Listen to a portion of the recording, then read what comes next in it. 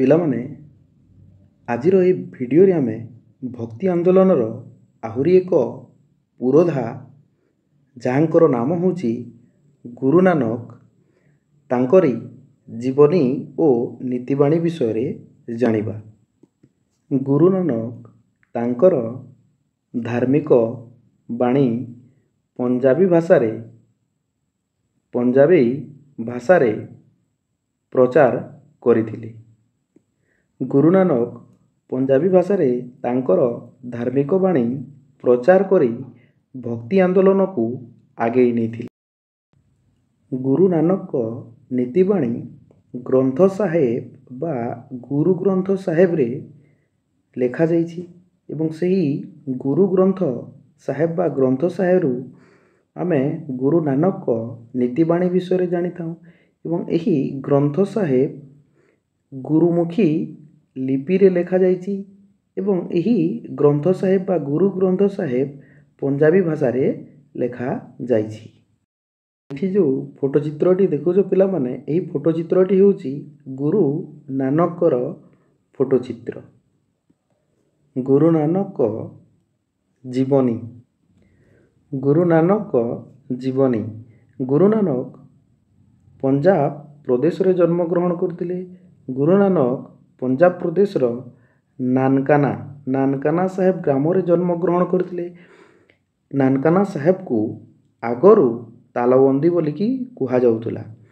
ଗୁରୁ ନାନକ 1469 ମସିହାରେ ଜନ୍ମଗ୍ରହଣ କରିଥିଲେ।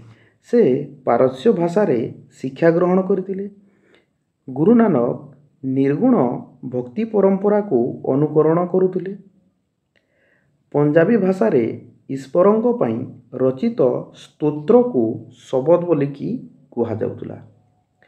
ଗୁରୁ ନାନକ ଗୋଟିଏ ବାଦ୍ୟଯନ୍ତ୍ର ବ୍ୟବହାର କରୁଥିଲେ ଏବଂ ସେହି ବାଦ୍ୟଯନ୍ତ୍ରର ନାମ ଥିଲା ରବାବ। ଗୁରୁ ନାନକଙ୍କର ପିତା ଥିଲେ କାଲୁବେଦୀ ବା କାଲାଚାନ୍ଦ। ଏଠି ଯେଉଁ ଫଟୋ ଚିତ୍ର ଦେଖୁଛ ପିଲାମାନେ, ଏହି ଫଟୋ ଚିତ୍ରଟି ହେଉଛି ନାନକାନା ସାହେବ ଗୁରୁଦ୍ୱାରାର ଫଟୋ ଚିତ୍ର, ଯେଉଁ ସ୍ଥାନରେ ଗୁରୁ ନାନକ ଜନ୍ମଗ୍ରହଣ କରିଥିଲେ। ବର୍ତ୍ତମାନ ଏହି ନାନକାନା ସାହେବ ପାକିସ୍ତାନର ପଞ୍ଜାବ ପ୍ରଦେଶରେ ହିଁ ଅବସ୍ଥିତ।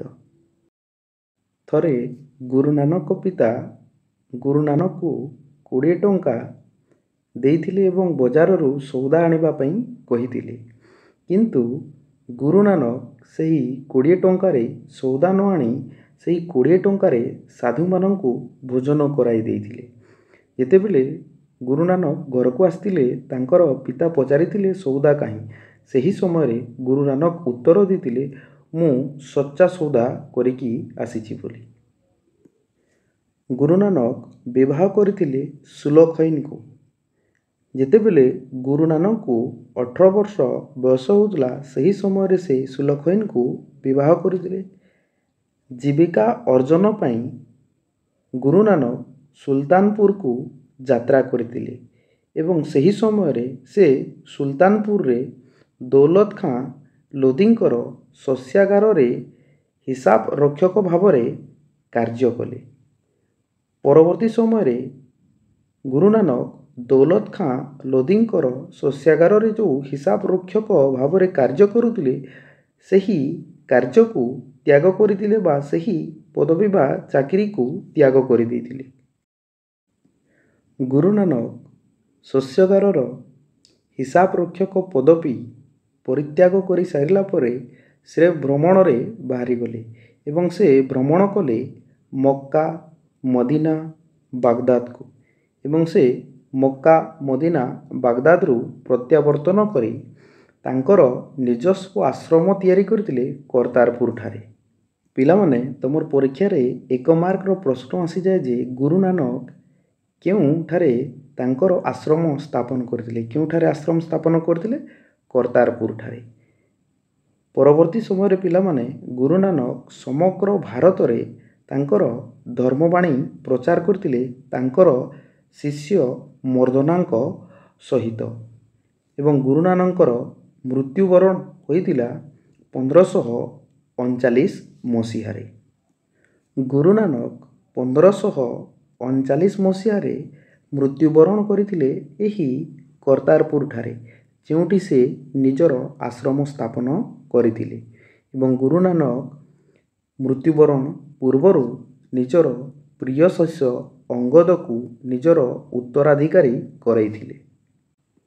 ଗୁରୁ ନାନକ ଯେତେବେଳେ ମୃତ୍ୟୁବରଣ କଲେ ତାଙ୍କୁ 70 ବର୍ଷ ବୟସ ହୋଇଥିଲା। ଗୁରୁ ନାନକ କେବେ ବି ଇଚ୍ଛା ପ୍ରକାଶ କରିନଥିଲେ ଗୋଟିଏ ନୂତନ ଧର୍ମ ତିଆରି କରିବା ପାଇଁ, କିନ୍ତୁ ଗୁରୁ ନାନକଙ୍କ ମୃତ୍ୟୁ ପରେ ତାଙ୍କର ଶିଷ୍ୟମାନେ ସଂଗଠିତ ହୋଇ ହିନ୍ଦୁ ଏବଂ ମୁସଲମାନ ଧର୍ମଠାରୁ ଏକ ଭିନ୍ନ ଧର୍ମ ସ୍ଥାପନ କଲେ। ଗୁରୁ ଅର୍ଜୁନ ଯେ ହେଉଛନ୍ତି ଶିଖ ଧର୍ମର ପଞ୍ଚମ ଗୁରୁ, ସେ ଗୁରୁ ନାନକଙ୍କ ନୀତିବାଣୀ ତା ସହିତ ଗୁରୁ ନାନକଙ୍କର ଯେଉଁ 4ଟି ଉତ୍ତରାଧିକାରୀ ଥିଲେ ତାଙ୍କର ନୀତିବାଣୀ ତା ସହିତ ବାବା ଫରିଦ, ସନ୍ଥ ରବିଦାସ ଏବଂ ସନ୍ଥ କବୀର ଦାସଙ୍କ ନୀତିବାଣୀକୁ ସଂକଳନ କରି ତିଆରି କରିଥିଲେ ଆଦି ଗ୍ରନ୍ଥ ସାହେବ। ଏବଂ ଏହି ଆଦି ଗ୍ରନ୍ଥ ସାହେବରେ ଯେଉଁ ସ୍ତୋତ୍ର ଗୁଡ଼ିକ ରଚନା କରାଯାଇଥିଲା ତାକୁ ଗୁରୁବାଣୀ ବୋଲିକି କୁହାଯାଉଥିଲା। ଏହି ଆଦି ଗ୍ରନ୍ଥ ସାହେବରେ ଯେତେବେଳେ ଶିଖ ଧର୍ମର ନବମ ଗୁରୁ ଗୁରୁ ତେଗ ବାହାଦୁରଙ୍କର ନୀତିବାଣୀ ତା ସହିତ ଶିଖ ଧର୍ମର ଦଶମ ଗୁରୁ ଗୁରୁ ଗୋବିନ୍ଦ ସିଂଙ୍କ ଧର୍ମବାଣୀ ସଂକଳନ କରାଗଲା, ସେହି ସମୟରେ ଆଦି ଗ୍ରନ୍ଥ ସାହେବ ହୋଇଗଲା ଗୁରୁ ଗ୍ରନ୍ଥ ସାହେବ। ପିଲାମାନେ ପରୀକ୍ଷାରେ 1 ମାର୍କର ପ୍ରଶ୍ନ ଆସିଯାଏ ଯେ ଶିଖ ଧର୍ମର ପବିତ୍ର ଗ୍ରନ୍ଥ କାହାକୁ କୁହାଯାଏ। ଶିଖ ଧର୍ମର ପବିତ୍ର ଗ୍ରନ୍ଥ ହେଉଛି ପିଲାମାନେ ଗୁରୁ ଗ୍ରନ୍ଥ ସାହେବ।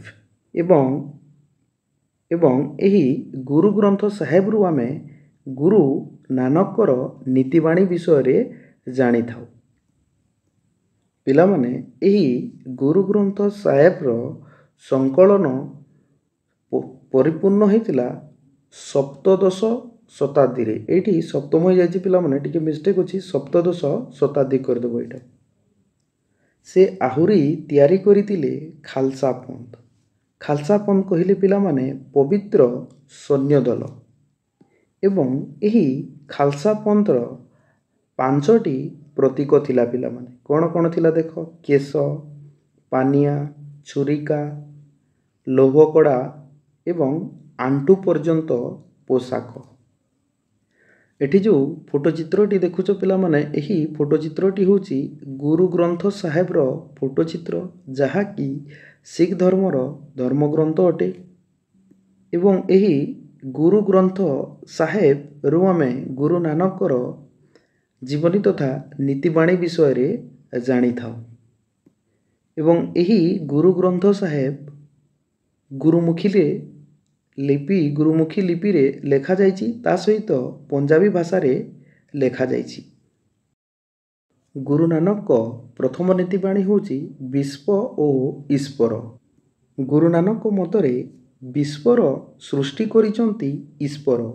ଈଶ୍ୱର ହେଉଛନ୍ତି ସର୍ବଶକ୍ତିମାନ। ଈଶ୍ୱରଙ୍କ ଇଚ୍ଛାରେ ହିଁ ବିଶ୍ୱର ସୃଷ୍ଟି ହୋଇଛି ଏବଂ ଈଶ୍ୱରଙ୍କ ଇଚ୍ଛାରେ ହିଁ ଏହି ବିଶ୍ୱ ଧ୍ୱଂସ ବି ହୋଇଯିବ। ଗୁରୁ ନାନକଙ୍କ ପରବର୍ତ୍ତୀ ନୀତିବାଣୀ ହେଉଛି ଆତ୍ମାର ନିର୍ବାଣ। ମଣିଷ ଯଦି କୁକର୍ମ କରି ଚାଲେ ତାହେଲେ ମଣିଷର ଜନ୍ମ ଏବଂ ମୃତ୍ୟୁର ଚକ୍ର ସର୍ବଦା ଲାଗି ରହିଥାଏ, କିନ୍ତୁ ମଣିଷ ସେହି ଜନ୍ମ ମୃତ୍ୟୁ ଚକ୍ରରୁ ମୁକ୍ତି ପାଇପାରିବ ବା ତାର ଆତ୍ମାର ନିର୍ବାଣ ପ୍ରାପ୍ତି ହୋଇପାରିବ ଯଦି ସେ ସୁକର୍ମ କରିବ। ଗୁରୁ ନାନକ ସମସ୍ତଙ୍କୁ ପଞ୍ଚ ପ୍ରତିଜ୍ଞା କରାଇଥିଲେ। ପ୍ରଥମ ପ୍ରତିଜ୍ଞା ହେଲା ନାମ, ଭଗବାନଙ୍କର ଗୁଣ ସଂକୀର୍ତ୍ତନ ମାଧ୍ୟମରେ ଉଚ୍ଚାରଣ କରିବା ପାଇଁ ସେ କହିଥିଲେ। ଦ୍ୱିତୀୟ ପ୍ରତିଜ୍ଞା ହେଲା ଦାନ। ଦାମ ହେଇଯାଇଛି ପିଲାମାନେ, ଏଟା ଦାନ କରିଦେବ, ଦାନ। ଦାନ ମାନେ ପିଲାମାନେ ସମସ୍ତଙ୍କୁ ଦାନ କରିବା। ପରବର୍ତ୍ତୀ ପ୍ରତିଜ୍ଞା ହେଉଛି ସେବା, ମାନେ ପିଲାମାନେ ସମସ୍ତଙ୍କର ସେବା କରିବା ପାଇଁ କହୁଥିଲେ ସେ। ପରବର୍ତ୍ତୀ ପ୍ରତିଜ୍ଞା ହେଉଛି ପିଲାମାନେ ଅସ୍ନାନ। ପ୍ରତ୍ୟହ କାଳରୁ ସ୍ନାନ କରିବା ପାଇଁ ସେ ପ୍ରତିଜ୍ଞା କରାଇଥିଲେ ସମସ୍ତଙ୍କୁ। ଏବଂ ଶେଷ ପ୍ରତିଜ୍ଞା ହେଉଛି ସିମରନ୍। ସିମରନ୍ କହିଲେ ପିଲାମାନେ ପ୍ରଭୁ ବା ଭଗବାନଙ୍କୁ ସ୍ମରଣ କରିବା। ଗୁରୁ ନାନକଙ୍କ ପରବର୍ତ୍ତୀ ନୀତିବାଣୀ ହେଉଛି ଚିତ୍ତ ଶୁଦ୍ଧି। ଗୁରୁ ନାନକ ସବୁବେଳେ ଉପଦେଶ ଦେଉଥିଲେ ଭଗବାନଙ୍କୁ ପାଇବାକୁ ହେଲେ ଚିତ୍ତ ଶୁଦ୍ଧ ରହିବା ଦରକାର, ହୃଦୟ ପବିତ୍ର ରହିବା ଦରକାର ଏବଂ ମନ ନିର୍ମଳ ରହିବା ଦରକାର। ତାହେଲେ ଯାଇ ଭଗବାନ ପ୍ରାପ୍ତ ହୁଅନ୍ତି ବୋଲି ସେ କହିଥିଲେ। ଗୁରୁ ନାନକ ଆହୁରି ସମସ୍ତ ବ୍ୟକ୍ତିମାନଙ୍କୁ ଉପଦେଶ ଦେଉଥିଲେ ଉତ୍ତମ ଚରିତ୍ର ଗଠନ କରିବା ପାଇଁ। ଗୁରୁ ନାନକ ଆହୁରି ଏକେଶ୍ୱରବାଦ ଉପରେ ବିଶ୍ୱାସ କରୁଥିଲେ। ଏକେଶ୍ୱରବାଦ କହିଲେ ପିଲାମାନେ ଗୋଟିଏ ଈଶ୍ୱରଙ୍କୁ ହିଁ ଆରାଧନା କରିବାକୁ ଏକେଶ୍ୱରବାଦ ବୋଲିକି କୁହାଯାଏ। ସେହି ସମୟରେ ଯେଉଁ ସମାଜରେ ଜାତି ପ୍ରଥା ଥିଲା ପିଲାମାନେ, ସେ ଜାତି ପ୍ରଥାକୁ ଗୁରୁ ନାନକ ବିରୋଧ କରୁଥିଲେ। ତା ସହିତ ସମାଜରେ ଯେଉଁ କୁସଂସ୍କାର ଗୁଡ଼ିକ ଥିଲା ସେହି କୁସଂସ୍କାର ଗୁଡ଼ିକୁ ବି ଗୁରୁ ନାନକ ବିରୋଧ କରୁଥିଲେ। ଗୁରୁ ନାନକ ଆହୁରି ପିଲାମାନେ ସେହି ସମୟରେ ଯେଉଁ ପ୍ରଚଳିତ ଥିବା ବଳି ପ୍ରଥାକୁ ବିରୋଧ କରୁଥିଲେ, ଧାର୍ମିକ ସ୍ନାନକୁ ବିରୋଧ କରୁଥିଲେ, ମୂର୍ତ୍ତି ପୂଜାକୁ ଗୁରୁ ନାନକ ପ୍ରତ୍ୟାଖ୍ୟାନ କରୁଥିଲେ ବା ବିରୋଧ କରୁଥିଲେ।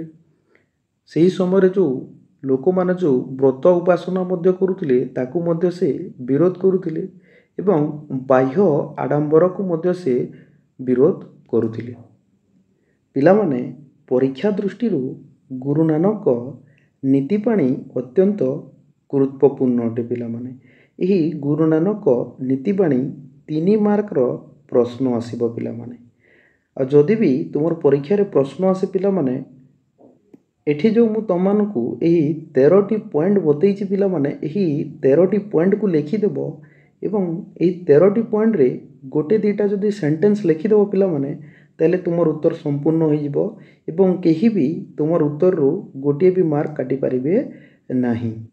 ଆଜି ଆମେ ଜାଣିଲେ ପିଲାମାନେ ଭକ୍ତି ଆନ୍ଦୋଳନରେ ଗୁରୁ ନାନକଙ୍କର ଭୂମିକା, ତାଙ୍କର ଜୀବନୀ ବିଷୟରେ ଜାଣିଲା, ତା ସହିତ ତାଙ୍କର ନୀତିବାଣୀ ବିଷୟରେ ଜାଣିଲା।